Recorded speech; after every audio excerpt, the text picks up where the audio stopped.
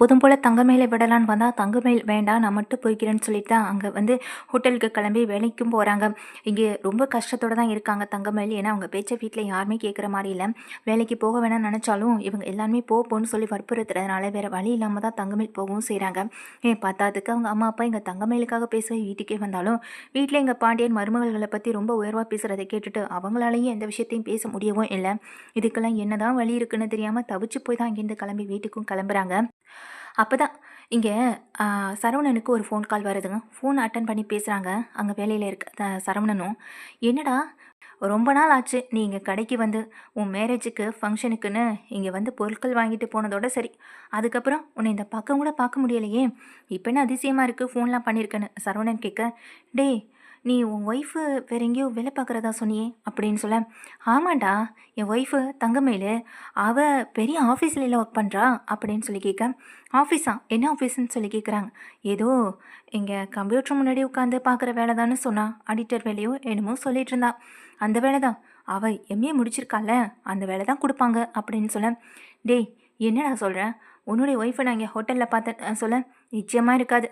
அவள் ஹோட்டலுக்கு எதுக்கு வர போகிறான், அதுவும் அவள் இருக்கிற அதே ஆஃபீஸ்லேயே கேண்டீன்லாம் இருக்குது, இங்கேருந்து சாப்பாடு எடுத்துகிட்டு போவான், அப்படி இல்லைனாலும் கூட அவள் கேண்டீனில் சாப்பிட்டுப்பான் அப்படின்னு சொல்கிறாங்க. இல்லைடா மச்சான் உன் ஒய்ஃபை தான் நான் பார்த்துட்ருக்கேனே, அவங்க இங்கே டேபிள் க்ளீன் பண்ணுற வேலையும் தட்டெல்லாம் எடுக்கிற வேலையெல்லாம் பார்த்துட்ருக்காங்கன்னு சொல்ல, டே நீ வேறு யாரையோ பார்த்துட்டு என் ஒய்ஃப்னு சொல்லிட்டுருக்க, நிச்சயமாக அது என் மனைவி தங்கமேலாம் இருக்காது, அவள் இங்கே ஹோட்டலில் எதுக்கு வேலை பார்க்க போகிறான், நீ வேறு யாரையோ தான் பார்க்குறேன்னு சொல்ல, சரி நீ வை நான் இப்போதே உனக்கு ஃபோட்டோ அனுப்புகிறேன் கன்ஃபார்ம் பண்ணிக்கலான்னு அவங்க ஃப்ரெண்டு சொல்ல, சரி நீ வேணா அனுப்பு நிச்சயமாக அது தங்கமேல இருக்காதுன்னு சொல்லி வெயிட் பண்ணுறாங்க சரவணன். அப்பயும் அவங்களுக்கு ரொம்ப வேத்து கொட்டுது, ரொம்ப ஒரு டென்ஷனாக இருக்குது எங்கள் சரவணனுக்கு. உடனே அவங்க ஃப்ரெண்டு அங்கே வேலை பார்த்துட்டு இருக்க தங்கமயில யாருக்கு தெரியாமல் ஃபோட்டோ எடுத்து உடனே தன் ஃப்ரெண்டுக்கு அனுப்புகிறாங்க. அனுப்பின உடனே இங்கே பார்க்குறாங்க ஒன் சைடாக இருக்குது. டே இது பார்க்குறதுக்கு இது உன் ஒய்ஃப் தான்டா நான் தான் சொல்கிறேன்லன்னு சொல்ல, ஒன் சைடாக பார்த்தா தங்கமயில் மட்டும் இருக்குது, ஒருவேளை தங்கமயில தான் இருக்குமோன்னு சரவணனுக்கு சந்தேகம் வருது. டே அவங்க முன்னாடி சரியாக தெரியலடா அப்படின்னு சொல்ல, சரி இரு ஒரு நிமிஷம்னு சொல்லி மேடம் அப்படின்னு சொல்லி கூப்பிடவும் செய்கிறாங்க. வீடியோ காலில் அவங்கள காட்டவும் செய்கிறாங்க. டக்குன்னு திரும்புகிற தங்கமயில் பக்கத்தில் வராங்க. என்ன சார் வேணும் உங்களுக்குன்னு சொல்லி கேட்க, நீங்கள் என்ன சொல்லும்போது, இருங்க சார் நான் ஒரு நிமிஷம் உள்ளே போய் அவங்கள வர சொல்கிறேன்னு எங்கள் தங்கமயில் டக்குன்னு உள்ளே போகிறாங்க. ஒருவேளை இவர் என்னை ஏற்கனவே பார்த்துருப்பாரோ இல்லை மாமாவுக்கு தெரிஞ்சவராக இருப்பாரோன்னு ரொம்பவே குழம்பி போய் நிற்கிறாங்க. டேய் இப்போ பார்த்தியா இது உன் ஒய்ஃப் தானே, உன்னே இவங்களையும் கூட நான் ஒரு நாள் கோவிலில் பார்த்தல, நம்ம எல்லோரும் பேசிக்கிட்டோமே ஞாபகம் இல்லையா, ஆனால் அவங்க என்னை பார்த்ததும் உள்ளே போயிட்டாங்களா அப்படின்னு சொல்ல, ஏதோ தப்பு நடக்குதுன்னு தெரியுது என்ன எதுன்னு கூப்பிட்டு கேளு அப்படின்னு சொல்லி அவங்க ஃப்ரெண்டு ஃபோனை வச்சிடறாங்க. சரிடா நான் பார்த்துக்கிறேன்னு சரவணன் ஃபோனை வைக்க, தங்கமயில் தான் தங்கமயில் எதுக்காக ஹோட்டலில் போயிட்டு பேரர் வேலை பார்க்கணும், பெரிய ஆஃபீஸ் அப்படி இப்படின்னு சொன்னால், அப்போ நம்மக்கிட்ட நம்மள்கிட்ட எல்லாத்தையும் சொல்லி ஏமாற்றிட்டு இருக்கலான்னு இங்கே சரவணனுக்கு தங்கமயில் மேலே கோவம் வருது. இங்கே என்ன பண்ணுறாங்க, தங்கமயில் ஈவினிங் வீட்டுக்கு போகிறாங்க. அதே போல் ஈவினிங் வீட்டுக்கு எல்லாமே வர இடத்துல சரவணனும் போகிறாங்க. சரவணனும் போயிட்டு அங்கே தங்கமயில் டயர்டாகி உட்காந்துருக்கதை பார்த்து, என்னாச்சு மயில் ஏன் இப்படி டயர்டாக இருக்குன்னு சொல்ல, ஆஃபீஸில் நிறைய ஒர்க்கான்னு சொல்லி கேட்குறாங்க. உடனே அதுக்கு இங்கே உட்காந்துருக்க கோமதி, ஆமாண்டா நேற்று இப்படி தான் இருக்கா, வரப்போ போகிறப்பெல்லாம் ரொம்ப சோகமாகவும் ரொம்ப களைப்பாகவும் இருக்கா, என்ன ஏதுன்னு கேட்டால் கூட சரியாக பதில் சொல்ல மாட்டான், முக்கியமாக ரொம்ப டயர்டாக இருக்குன்னு வேற சொல்லிட்டுருக்கான், வேலை அதிகமாக கொடுக்குறாங்க போல், பார்க்கவும் பாவமாக இருக்குது, பேசாமல் இவள் வேலைக்கு போகாமல் வீட்டிலே இருக்கட்டுமே நான் சொல்ல, இல்லைம்மா அவள் வேலைக்கு போகட்டும்னு சொல்கிறாங்க. இல்லைங்க அதான் அத்தையே சொல்கிறாங்கல்ல அப்படின்னு சொல்ல, ஆமாம் இன்றைக்கி என்ன வேலை கொடுத்தாங்க, அப்படி என்ன வேலை பார்த்தேன்னு சொல்ல, வேறு என்னங்க வேலை, கம்பெனியில் நிறைய ஃபைலை கொடுத்து பார்க்க சொன்னாங்க, அது மட்டும் இல்லாமல் நிறைய பெண்டிங் ஒர்க்கெல்லாம் இருந்துச்சு, அது எல்லாத்தையும் என்னை தான் முடிக்க சொன்னாங்க, அப்படி நம்ம எல்லாத்தையும் முடிச்சு கொடுத்தா நமக்கு அடுத்தடுத்து ஹையர் பொசிஷன் கொடுப்பாங்களாங்க அப்படின்னு சொல்ல, அப்புறம் என்ன நீ தாராளமாக போ அப்படின்னு சொல்கிறாங்க. இல்லைங்க அது ரொம்ப தலையெல்லாம் வலிக்குதுன்னு சொல்ல, டக்குன்னு இங்கே சரவணன் கோவப்பட்டு எழுந்திரி அப்படின்னு சொல்லி கத்த, என்னங்க என்னாச்சு அப்படின்னு சொல்ல, டேய் என்னடா அவளே இப்போ தான் டயர்டாகி உட்காந்துருக்கா, அவகிட்ட ஏன்டா இப்படி கோவத்தை காட்டுறன்னு கோமதி கேட்க, முதல்ல இவ கிளம்பட்டும் அப்படின்னு சொல்ல கிளம்பி நிற்கிறாங்க. இங்கே தங்கமயிலும் அப்போ தான் பாண்டியன் பழனின்னு எல்லாருமே வீட்டுக்குள்ளே வரேன், என்னாச்சு சத்தம் அங்கே ரோடு வரைக்கும் கேட்குதுன்னு சொல்லிட்டு வரேன், என்னன்னு தெரியலைங்க, என்றைக்குமே கோவப்படாத சரவணன் இன்றைக்கி தங்கமயிலை பார்த்து இப்படி கோவப்பட்டு பேசுகிறான், என்ன ஏதுன்னு எங்களுக்கே ஒன்றும் புரியலைங்கன்னு கோமதி சொல்கிறாங்க. டேய் என்னடா ஆச்சு, டேய் சரவணா என்ன பழக்கம் அது அப்படின்னு எங்கள் பாண்டியன் கேட்க, யாரும் இந்த விஷயத்தில் எதுவும் பேசக்கூடாதுன்னு சொல்ல, என்னென்ன நாங்கள் அப்பாவை எதிர்த்து பேசினாலே நீ எங்களை பேசுவ, இப்போ என்ன நீ அப்பாவை எதிர்த்து பேசுகிறேன்னு எங்கள் கதிர் கேட்க, டேய் கதிர் நீ கொஞ்சம் அமைதியாயிரு, இந்த விஷயத்த நான் பார்த்துக்கிறேன்னு சொல்ல, நீ ஆஃபீஸ்க்கு போறியா அப்படின்னு சொல்லி கேட்க, அப்போ இது யாரு அப்படின்னு ஃபோனில் ஸ்க்ரீன்ஷாட் எடுத்து வச்சு அந்த வீடியோவை வந்து காட்டவும் செய்கிறாங்க. அப்பா நல்லா பாருங்க, வீட்டில் இருக்க எல்லாரும் நல்லா பாருங்கன்னு ஃபோனை ஒரு நிமிஷம் எல்லாருக்கிட்டையும் காட்டுறாங்க. யார் தெரியுமா இது? தங்கமயில். நீங்கள் சொல்கிற ஆஃபீஸ் வேலையெல்லாம் இவ பார்க்கல, ஹோட்டலில் போய் இங்கே க்ளீன் பண்ணுற வேலை பார்த்துக்கிட்டு இருக்கா, க்ளீன் பண்ணுற வேலை. ஏன் மயிலு, ஆஃபீஸ்க்கு போகிற, எங்கள் கம்ப்யூட்டர் முன்னாடி ஒர்க் பண்ணுறேன்னு என்னென்னமோ சொன்னேன், ஆனால் இந்த வேலைக்கு எப்போ போன நீ? வீட்டில் யார்கிட்டையும் சொல்லவே இல்லையே அப்படின்னு சரவணன் சொல்கிறாங்க. இல்லைங்க, அது வந்து அப்படின்னு அழுதுட்டு இங்கே பதில் பேச முடியாமல் நிற்க, என்னக்கா இதுன்னு இங்கே 2 பேருமே பார்க்குறாங்க, மீனாவோ ராஜியும் தங்கமயில.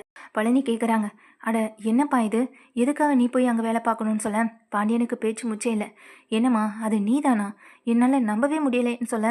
அப்போது நீ வந்து ஆஃபீஸ் வேலைக்கெல்லாம் போகலைன்னு சொல்லி கேட்குறாங்க. இல்லை மாமா வந்து அப்படிங்கிறாங்க. உண்மையை சொல்லுப்பா, இப்போனாலும் உண்மையை சொல்லு, நீ எதுக்காக எந்த காரணத்துக்காக நீ இப்போ ஆஃபீஸ் போகாமல் இங்கே போய் வேலை பார்த்துக்கிட்டு இருக்க, வீட்டில் எதுக்கு போய் சொல்லிவிட்டு நீ அந்த வேலைக்கு போகணும் அப்படின்னு கேட்க, அக்கா பாவமாக இருக்காங்கல்ல அப்படின்னு ராஜு சொல்ல, எனக்கும் அதான் ராஜு ஒன்றும் புரியலைன்னு மீனாவும் பார்த்துட்ருக்காங்க. உடனே அதுக்காங்க தங்கமயிலும் சொல்கிறாங்க, இல்லை மாமா, நீங்கள் நினைக்கிற மாதிரி நான் எம்ஏலாம் முடிக்கலை, இதை என்னால் மூடி மறைக்கலாம் முடியாது, நான் வெறும் +2 தான் முடிச்சிருக்கேன்.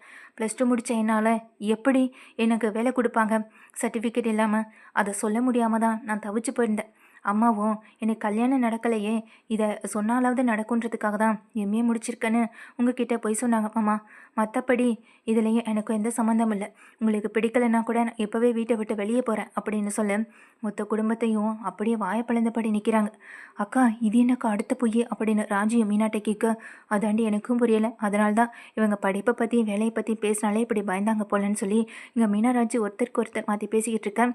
பார்த்தீங்களாப்பா, கல்யாணத்துக்கு முன்னாடி எவ்வளோ பொய், எவ்வளோ பித்தலாட்டம், இப்போ இந்த விஷயம் நமக்கு தெரிஞ்சிடுச்சு. இந்த ஒரு விஷயம் தான் நீ மறைச்சிருக்கியா, இல்லை ஏற்கனவே வாழ்க்கையில் நடந்த எல்லா விஷயங்களையும் மறைச்சி தான் நான் கல்யாணம் பண்ணியிருக்கியா, இல்லை நீயும் வேறு யாரையாவது கல்யாணம் பண்ணி ஏமாந்து போய் அதனால் வீட்டில் வந்து இருந்து கல்யாணம் கட்டி ஆள் இல்லாமல் கடைசியில் என்னென்ன பொய் சொல்லணுமோ அந்த பொய்யெல்லாம் சொல்லி உங்கள் அம்மாவும் அப்பாவும் இந்த குடும்பத்தை தலையில் கட்டி வச்சாங்களான்னு சொல்ல, இதை கேட்ட கோமதிக்கு பயங்கர கோவம் வந்து சரவணனுக்கு பல்லான்னு ஒரு அறை விடுறாங்க. அறை விட்ட கையோடு எங்கள் பாண்டியனும் அப்படியே கோமதியை பார்க்க, என்ன பேச்சு பேசுகிறடா நீ, ஒரு பொண்ணை பார்த்து இப்படி தான் பேசுவியாம். தங்கமயில இந்த வீட்டுக்கு வந்த நாள்லேருந்து நானும் பார்த்துட்ருக்கேன். இந்த வீட்டுக்காக அவள் ஓடி ஓடி பார்க்குற வேலைகளும் சரி, வீட்டில் இருக்கிறவங்கள அக்கறையோடு கவனிச்சுக்கிறதும் சரி, அவள் பிடிச்சு தான் பண்ணுறாளே தவிர எதையும் நடித்து பண்ணலை அப்படின்னு சொல்ல, இங்கே கன்னத்தில் அறை வாங்கிட்டு சரவணன் நிற்கிறாங்க. ஆமாம், ஒரு பொண்ணை பார்த்து எப்படி அவனுக்கு இப்படி பேச மனசு வந்துச்சு? கல்யாணத்துக்கு முன்னாடி தான் நீ ஒரு பொண்ணை உருகி உருகி காதலிச்சு, இல்லைன்னு சொல்லி பார்க்கலாம். உங்கள் அப்பாவுக்கு பிடிக்கலன்னதும் அந்த பொண்ணையே வேணான்னு தூக்கி எறிஞ்ச. இப்போ இவளை போய் தப்பாக பேசுகிறேன். இவ மறைச்சது ஒரே ஒரு விஷயந்தான், ஆனால் நீ அதை விட பெரிய விஷயமா தானே இவகிட்ட மறைச்சிருக்க. அப்போது சொல்லப்போனால் நீ தானடா குற்றவாளி அப்படின்னு எங்கள் சரவணன் பார்த்து சொல்ல, எங்கள் தங்கமயில் பேசாமல் அழுதுகிட்டே நிற்கிறாங்க. எதுக்குடி அழுகிற? இந்த விஷயத்த நீ வீட்டில் என்கிட்ட சொல்லிட்டாலாவது என்னால் உனக்கு எந்தாவது உதவி செய்ய முடியும்னா நான் செஞ்சுருப்பேன். ஆனால் இங்கே நீ எதுக்காக நீ மறைச்ச அப்படின்னு சொல்லி கேட்க, எல்லாம் பயந்தா அத்தை. எங்கள் அம்மாவும் அப்பாவும் நான் நல்லா இருக்கணுன்றதுக்காக சொன்ன பொய்யே எங்கே என் வாழ்க்கையை கெடுத்துருமோன்ற ஒரு பயம், அதுக்காக தான் அத்தை நான் இந்த பொய்யை சொல்லலை அப்படின்னு சொல்கிறாங்க. உடனே இதுக்கு சரவணனும் அப்படியே பார்த்துட்ருக்கேன். என்னம்மா திரும்ப திரும்ப இவளுக்கு வாய் மூடு, நான் உங்ககிட்ட பேசுகிறேன், உன்னை நல்ல பையனாக தானே வளர்த்தேன், இந்த பேச்செல்லாம் நீ எங்கே கற்றுக்கிட்டு வந்து பேசுகிறேன்? உங்கள் அப்பாவுக்கு நல்ல மகனாக இருக்க சரி, ஆனால் உன் மனைவிக்கு நல்ல புருஷனாக இருக்கியா? யோசிச்சு பாரு பார்க்கலாம். இது நாள் வரைக்கும் வீட்டில் எது செஞ்சாலும் அப்பாட்ட கேட்கணும் கேட்டு கேட்டு தானே செய்கிறேன். அது வாழ வந்த பொண்ணோட மனசை எந்தளவுக்கு காயப்படுத்த யோசிச்சியா? நான் கல்யாணம் பண்ணிட்டு வந்தப்போ எனக்கு அப்படி எந்த ஒரு விஷயமும் இல்லை, அதனால் என்னால் புரிஞ்சுக்க முடியல. ஆனால் போக போக தங்கமேல் பற்றின சில விஷயங்களை என்னால் புரிஞ்சுக்க முடிஞ்சுது. அதனால தாண்டா கேட்குறேன், நீ பண்ண விஷயங்களை நீ நினச்சி மனசார வருந்தி இங்கே தங்கமேல் கிட்ட மன்னிப்பு கேளு அப்படின்னு சொல்ல, தப்பு பண்ணது அவம்மா அப்படிங்கிறாங்க. பாண்டியன் கிட்ட இங்கே உடனே கோமதி சொல்கிறாங்க, தப்பு பண்ணது அவ இல்லைங்க, நம்ம தான் அப்படின்னு சொல்ல, என்ன கோமதி சொல்கிறேன்னு சொல்லி கேட்க, ஆமாம் இங்கே ரொம்ப வருஷமாக பொண்ணு கிடைக்கல, நம்ம பையனுக்கு கல்யாணம் பண்ணணும்னு தானே போனோம். ஆனால் போன இடத்துல என்ன சொல்லியிருக்கணும், பொண்ணுக்கு படிப்பு முக்கியம்ல, நீங்கள் நகை போடுறது முக்கியம்ல, பொண்ணு நல்ல பொண்ணாக இருந்தால் மட்டும் போதும் அப்படின்னு நம்ம வார்த்தைகளால் சொல்லியிருக்கணும். எதையுமே சொல்லாமல் நம்ம வீட்டு பெருமைகளையும் நம்ம வீட்டு மருமகளுக்கு வாழ வந்த மருமகள் பற்றின பெருமை சொல்ல, அவங்க மனசுக்குள்ளேயும் அந்த மாதிரி என்ன வந்திருக்குல்ல. வந்திருக்க 2 மருமகளும் பெரிய இடத்து மருமகள் நினச்சிருப்பாங்க. முக்கியமாக படிப்பு விஷயத்தில் அவங்க இன்னும் ஏதாவது நினச்சிருந்துருப்பாங்க. அதனால தான் நம்ம பொண்ணு இங்கே மயில் படிக்கலைன்னு சொன்னால் எங்கே மதிக்க மாட்டாங்களோன்ற ஒரு பயத்தில் அவங்க பொய் சொல்லியிருக்காங்க. அவ்வளோ தாங்க விஷயம். இதை பெருசுப்படுத்துறதுக்கு எதுவுமே இல்லை. இங்கே மயில் வீட்டிலே இருக்கலாம். அவளை வேலைக்கு போகணும்னு சொல்கிறதுக்கு யாருக்கும் எந்த உரிமையும் இல்லை. அவளை வீட்டில் இருக்கிறதுக்கு அவளுக்கு பிடிக்கும்னா அவள் வீட்டிலே இருந்துட்டு போகட்டும். இங்கே பாருடா சரவணா, இங்கே தங்கமயில் மேலே எந்த தப்பும் இல்லை. தேவையில்லாமல் அவகிட்ட திரும்ப திரும்ப இதை பற்றி பேசி காயப்படுத்தி இங்கே பிரச்சனை பண்ணிட்டு இருந்தேன்னு எனக்கு தெரிஞ்சுது. அப்புறம் இந்த அம்மாவோட இன்னொரு குணத்தை நீ பார்க்க வேண்டியிருக்கும். சின்ன வயசுலேருந்து உங்கள் யாரையும் நான் அடிக்கக்கூடாதுன்னு முடிவு பண்ணி தான் நானும் வளர்த்துருக்கேன். உங்கள் அப்பாவே உங்களை அடித்தா கோவப்படுவார். ஆனால் இப்போ சொல்கிறேன் கேட்டுக்கோங்க. இந்த வீட்டில் இனி யார் தப்பு பண்ணாலும் அவங்களுக்கு பலத்த அடி விழத்தான் செய்யும் அப்படின்னு சொல்ல எங்கள் மொத்த பேரும் அதிர்ச்சியில் நிற்கிறாங்க. எங்கள் சரவணனும் அப்படியே நின்றுட்டுருக்கேன். மன்னிப்பு கேளுடா அப்படின்னு சொல்ல என்னை மன்னிச்சிரு மயிலு அப்படின்னு சொல்கிறாங்க. கட்டின பணிவிக்கிட்ட எப்படி இருக்கணும்னு முதல்ல கற்றுக்க பழகு. அதுக்கப்புறமா நீ உன் அப்பாவுக்கு நல்ல மகனாக இருக்கலாம். இத்தனை வருஷமா உன் அப்பாவுக்கு நல்ல மகனாக தானே இருந்த. இதுக்கப்புறம் நீ உனக்கு பிறக்க போகிற குழந்தைகளுக்கும் சரி, நீ கல்யாணம் பண்ணிட்டு வந்த தங்கமயிலுக்கும் சரி, நல்ல புருஷனாகவும் நல்ல அப்பாவாகவும் இருக்க பழகு. உன்னுடைய பசங்க உன்னை பார்த்து கற்றுக்கணும்.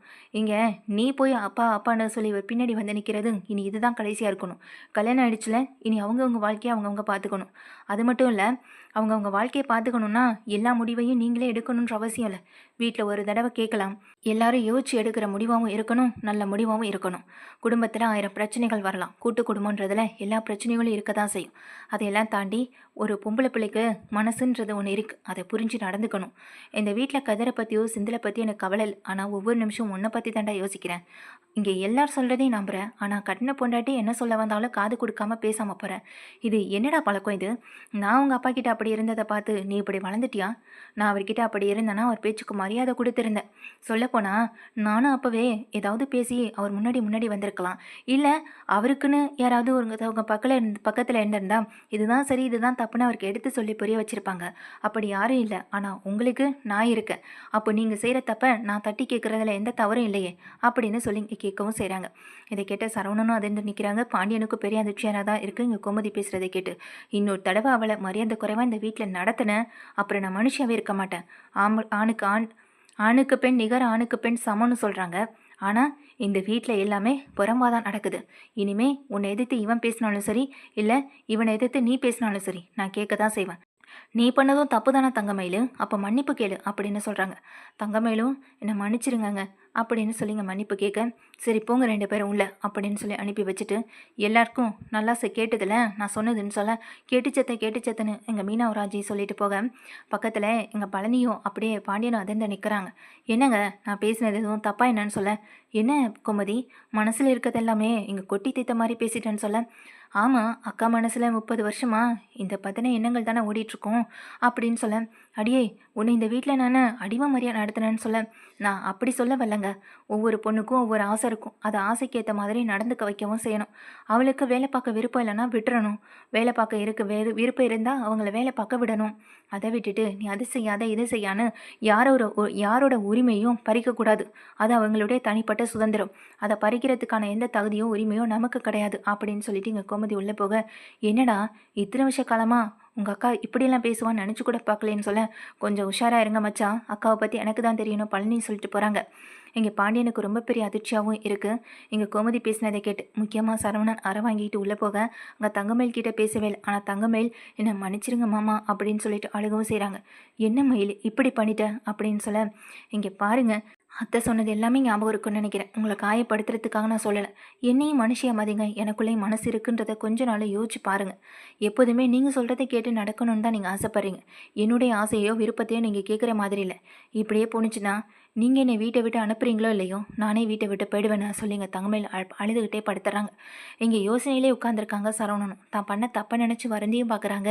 இன்னொரு பக்கம் இத்தனை வருஷமாக அடிக்காதம்மா இன்றைக்கி கோவப்பட்டு அடித்ததுக்கு காரணம் தான் பேசின பேச்சு தான்றதை எங்கள் மனசார வருந்தி இங்கே மனசுக்குள்ளே மன்னிப்பு கேட்டு அமைதியாக உட்காந்துருக்கவும் செய்கிறாங்க.